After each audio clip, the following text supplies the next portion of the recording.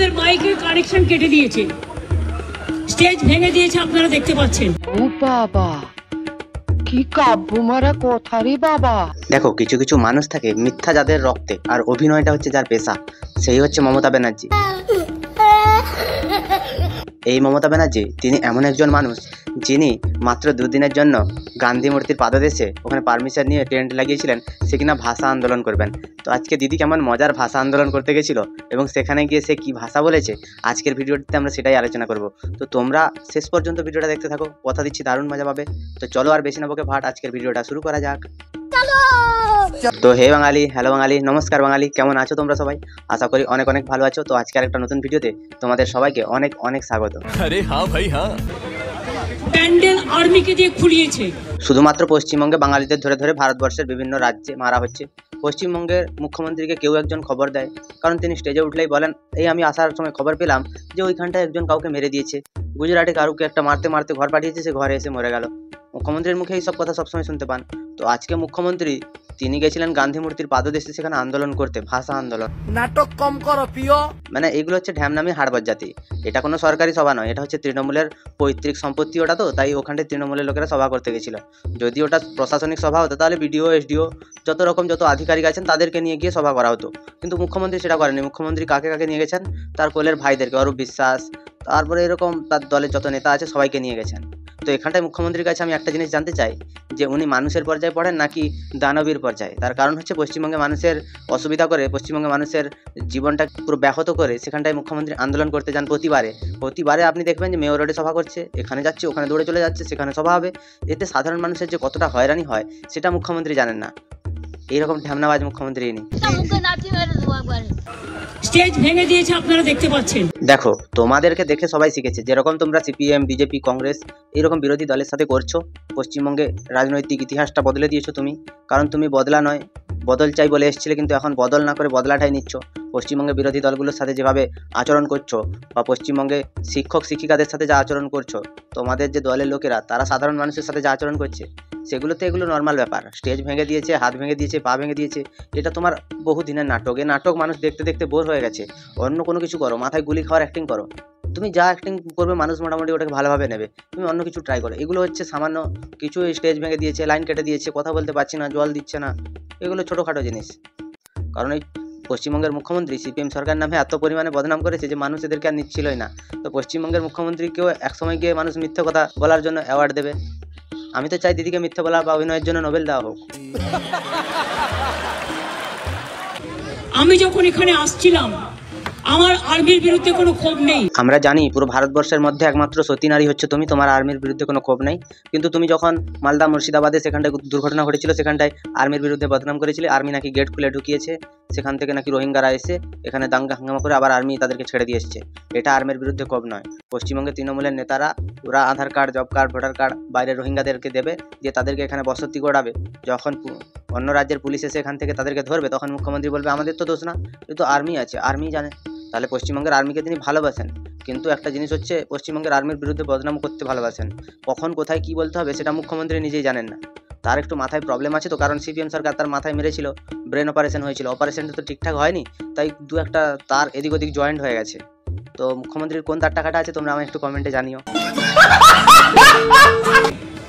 তার কারণ we are proud of our army, কিন্তু আর্মিকে যখন বিজেপির কথায় চলতে হয় তখন দেশটা কোথায় যায়? দেখো, তৃণমূল সরকারের সাথে যদি তুমি থাকো তাহলে তুমি হচ্ছে সৎ মানুষ। তুমি যতই চুরি করো, ডাকাতি করো, রেপ করো, খুন করো, মার্ডার করো, যাই করো, তুমি কিন্তু সৎ মানুষ। যখনই তুমি বিজেপি বা সিপিএম বা কংগ্রেস অন্য কোনো দলে যাবে, তখন তুমি খারাপ লোক হয়ে যাবে। দুদিনের কথা বলে 200 দিন ধরে টেন্ট লাগিয়ে রেখেছে।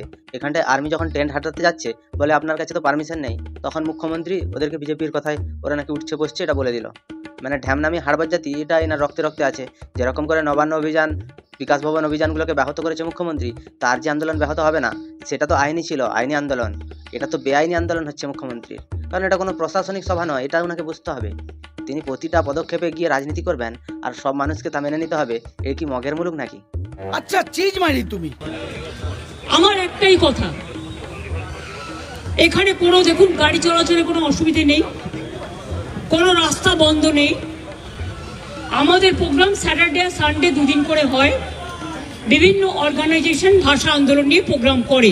কিসের ভাষা আন্দোলন? তোমাদের কি স্কুল কলেজগুলো বন্ধ করে দিয়েছে, না এই ভাষাটাকে পুরোটাই তুলে দিয়েছে, না এই ভাষায় তোমরা কথা বলতে পারছো না? তো ভাষা আন্দোলনটা কিসের হচ্ছে? পশ্চিমবঙ্গের বাইরে রোহিঙ্গাদের ধরে ধরে মারছে, সেখানটায় তোমার বুকে এত কেন ব্যথা লাগছে সেটা আমরা বুঝতে পারছি না। পশ্চিমবঙ্গে বাংলা ভাষা সেটা নেই বলেছে বিজেপির কোনো এক মন্ত্রী, সেটা নিয়ে তুমি প্রতিবাদ করতে পারো, সেটা তুমি আইনগতভাবে যাও। এখানটায় রাস্তায় টেন্ট লাগিয়ে সাধারণ মানুষের অসুবিধা করে তুমি ভাষা আন্দোলন করতে এসছো। দেখো, একটা কথা তোমাকে মানতে হবে দিদি, যে তুমি সিপিএমের আমল থেকে যে পরিমাণ নাটক শুরু করেছিলে, সেই পরিমাণ নাটক আজকে এসে তোমার মানুষ আর নিচ্ছে না। পশ্চিমবঙ্গে 8,000 সরকারি স্কুল বন্ধ হয়েছে, তোমার দলের নেতারা আধা নেতা সব আধা সাংসদ সব ওরা হচ্ছে বাংলাভাষী নয়। তো পশ্চিমবঙ্গে যত তৃণমূলের নেতা আছে, আধা নেতা তো ঠিকঠাক করে বাংলাই বলতে জানে না, শুধুমাত্র ওরা বাংলা খাওয়ার জন্য বাংলাকে ভালোবাসে, এটা তোমাকে বুঝতে হবে। তো ভাষা আন্দোলনটা কিসের ভাষা আন্দোলন? পশ্চিমবঙ্গে তো দেদার বাংলা মত বিক্রি হচ্ছে, বাংলা ভাষায়ও মানুষ কথা বলছে, তো কিসের ভাষা আন্দোলন? এটা আমাকে একটু বুঝিয়ে দাও তো। তা আমি কই পারবো না। এবং তার জন্য আমাদের পারমিশনও নেওয়া ছিল। প্রয়োজনে আমাদের বলতো, পুলিশ ফোর্সকে বলতো, দরকার হলে পুলিশ ফোর্স আমাদের পার্টির সাথে কথা বলে আমাদের প্যান্ডেল খুলে দিতে পারতো। আচ্ছা, পুলিশ ফোর্স তাহলে প্যান্ডেল খোলার জন্য তোমার আছে? সত্যি কথা বলতে কি তোমার শাড়ি সায়া ব্লাউজ কাচা এবং মন্ত্রীদের লুঙ্গি আর জাঙ্গিয়া কাচা ছাড়া আর পুলিশের কোনো কাজ নেই? কারণ পুলিশ প্যান্ডেল খুলবে, তার জায়গায় আর্মি তো খুলে দিয়েছে, তাহলে কি অসুবিধা হয়েছে? যদি তুমি এতটাই সৎ, যদি তোমার মনটা এতটাই উদার যে তুমি পারমিশন নেয়নি বলেছে দিয়ে খুলে দিয়েছে, তো তোমার এতটা অসুবিধা হচ্ছে কেন? তুমি তো যেখানে আগুন লাগে, যেখানে ভূমিকম্প হয়, যেখানটায় বোম ব্লাস্ট হয়, সব জায়গায় তুমি গিয়ে ওখানে মাইক্রোফোনটা হাতে নিয়ে আমি আপনাদের সাথে আছি এইরকম করে বিজেপি রোহিঙ্গাদেরকে ডেকে এনেছে, আর্মি সবসময় বিজেপির হয়ে কাজ করে, ইডি সিবিআই সবসময় বিজেপির হয়ে কাজ করে, মানছি না মানবো না, মানছি না মানবো না। এই হচ্ছে তোমার নাটকের একটা একটা করে আলাদা লেভেলের অভিনয় তোমার, সেটা আমরা ভালো করেই জানি। আর পুলিশকে কীভাবে দলদাস কৃতদাস তুমি বানিয়ে রেখেছো সেটা সাধারণ মানুষ বুঝছে। পুলিশ হচ্ছে এখন তোমাদের সাধারণ মানুষের টাকা মারার একটা দারুণ মাধ্যম হয়ে দাঁড়িয়েছে।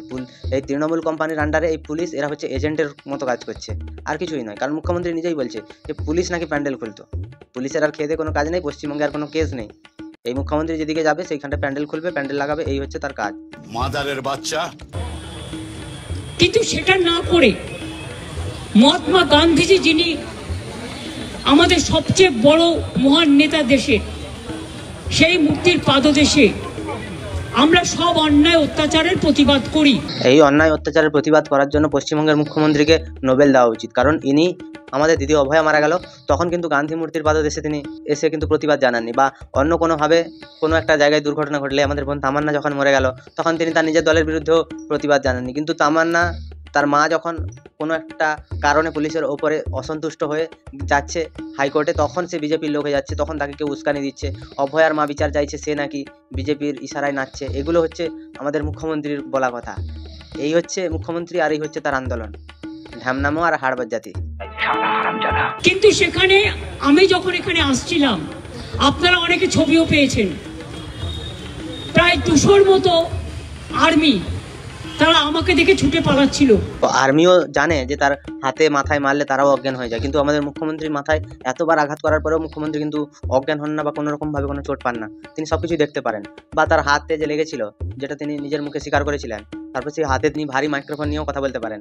তো আর্মি তো ভয় পাবে, কারণ ওদেরকে এত পরিমাণ ট্রেনিং দেওয়া হয়নি। আমার তো মনে হয় দিদিমণি কোনো মাওবাদীদের থেকে ভালো করে ট্রেনিং নিয়েছিলেন, না হলে এই মহিলাকে এত পরিমাণ মারার পরেও এই মহিলা কি করে মানুষের সামনে এখানটায় এসে ভাষণ দিতে পারে, বা প্রতিদিন 50,000 60,000 স্টেপ ও হাঁটতে পারে? সত্যি বলছি, এই রকম মহামানবী মহিলা পশ্চিমবঙ্গবাসী আর কোনোদিন দেখেছে কিনা আমার অন্তত জানা নেই। ঠিক ঠিক আমি বললাম, why you are running away? You are my friend. We are proud of you. It is not, এটা আপনাদের দোষ নয়। হয়ে গেল এইখানটায় MA BEd LLB ডাক্তারি নার্সিং সব শেষ হয়ে গেল। ইট ইজ নট, এটা আপনাদের দোষ নয়। এটা হচ্ছে মুখ্যমন্ত্রী আমাদের পশ্চিমবঙ্গের, তিনি ভাষা আন্দোলন করতে এসেছেন এবং তিনি সব ভাষাই জানেন, কোন ভাষা শেখাবে বলো দিয়ে তিনি কোনো ভাষাই ঠিকঠাকভাবে বলতে পারেন না, হাসির পাত্র হন। আজকেও তিনি সেই রকমভাবে একটুখানি ইংলিশ শুরু করে তারপরে বাংলা ঢুকিয়ে দিলেন। এটাই হচ্ছে ভাষা আন্দোলন। পশ্চিমবঙ্গে ভাষা আন্দোলনে মুখ্যমন্ত্রীর ভূমিকা পুরোপুরি একটা আলাদা লেভেলের, আলাদা জায়গায় গিয়ে দাঁড়িয়েছে। কারণ আমাদের পশ্চিমবঙ্গের মুখ্যমন্ত্রী তিনি নিজেই বাংলা ভাষা ঠিকঠাক বলতে পারেন না, তিনি এসেছেন ভাষা আন্দোলন করতে। Are you comedy me? আপনারা বিজেপির কথায় করেছেন, দিল্লির কথায় করেছেন, দিল্লির ডিফেন্স মিনিস্টারের কথায় করেছেন, এটুকু বুদ্ধি আমাদের আছে। বলি দিদি, তুমি তো এত করে অমিত শাহর নামে এত কথা বলছো, বা অমিত শাহকে এত পরিমাণে তুমি টার্গেট করে কথা বলছো, তো আমার সাদা মনে একটাই প্রশ্ন, যে এই অমিত শাহর নামে তুমি কেন মানহানির মামলাটা করছো না? সেটা সবথেকে বেশি আমাকে অবাক করছে। বা অমিত শাহর নামে ঘুরিয়ে কেস তুমি কেন করছো না? একটা দিন অন্তত কেস করো, তাহলে আমরা ভাববো। এই যে তুমি কেস করলে অমিত শাহর অ্যারেস্ট হয়ে যাবে, দিলে তার মন্ত্রিত্ব চলে যাবে, নতুন আইন তো হচ্ছে, তাই না? তো পশ্চিমবঙ্গের মুখ্যমন্ত্রী, আপনার কাছে আমার বিনীত অনুরোধ যে আপনি তো এত তার উপরে রেগে আছেন, তো তার নামে কেস করুন, আমরাও চাই। আর আপনি যখনই আর্মি কোনো কিছু করতে আসবে, যখনই ইডিসিবিআই কিছু করতে আসবে, সবাই অমিত শাহর কথা শুনেই আসে। অমিত শাহর তো আর খেয়ে দিয়ে কোনো কাজ নেই তৃণমূলের পেছনে লাগা ছাড়া। আর দিদিমণি এতটা সুন্দর তার পেছন, যে তার পেছনে লাগার জন্য সবাই সবসময় দৌড়ে চলে আসে চারদিক থেকে। I am not blaming the army. I am blaming BJP party, their minister, and if they misuse army like this to dismantle the political party stage and to dismantle the decoration, the microphone, the stage, you can see in your own eyes. ভাষা আন্দোলনে মুখ্যমন্ত্রী ইংলিশে ভাষণ দিচ্ছে, এটাই হচ্ছে আমাদের বাংলা ভাষা। মোদের গরব মোদের আশা, আহামরি বাংলা ভাষা। কি জানি কিসের টানে মুখ্যমন্ত্রী গাঁজা টানে, তারপরে সে এখানে ভাষণ দেয়। সত্যি অবাক লাগে দেখলে, আর এত হাসি পায় এদের কথা শুনলে, মনে হয় যে জলে ডুবে মরে যায়।